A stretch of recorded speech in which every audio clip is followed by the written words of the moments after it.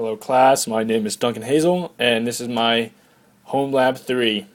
Um, the objective of this lab was to understand the gravitational force and how we can apply it in real life situations, and we also wanted to understand how FNet and dBdt and their relative perpendicular and parallel components are all related. So, results. When I did my calculations, I got the black hole mass to be 3.58 e to the 31st.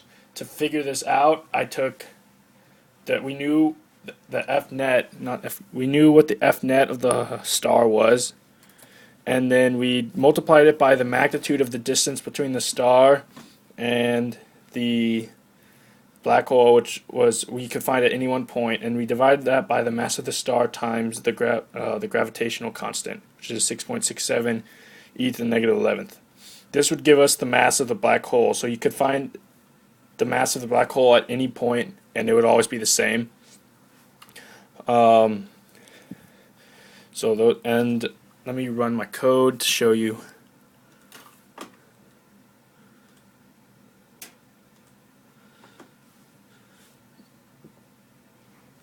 So on my code, the black arrow represents FNet, the red arrow represents the FNet perpendicular, and the blue arrow represents FNet parallel. The relationships between these three is that FNet is the sum of F perpendicular and F parallel, and also FNet relating to dBdt is going to be in the same direction, and they're related numerically and they're actually equivalent, but describing each of them they are technically much different amounts, because momentum is basically like the effects of the force acting on it, and force is all the additions and subtractions of all the different pushes and pulls that happen on this one object. So it's a very complicated number that we simplify a lot to get into this form. FNet parallel and dBdt parallel are in the same boat. They're both in the same direction, the same magnitude, but they have much different properties. FNet parallel causes dBdt parallel, and it's the same basic description.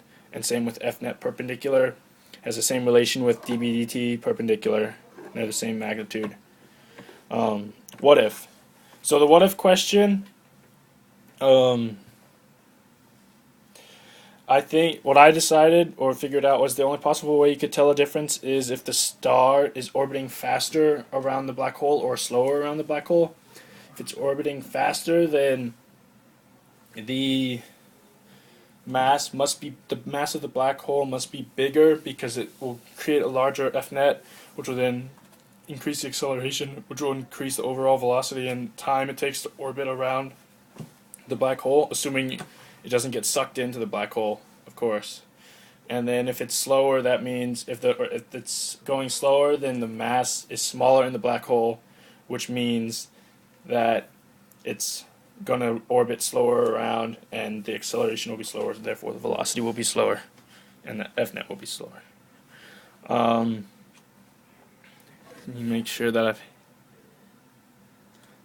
and just to hit it one more time, the black hole mass was 3.58 e to the 31, and we use this equation to find out the mass of the black hole, and that's how you would do it at the end at any point with the new black hole when it replaces the old black hole.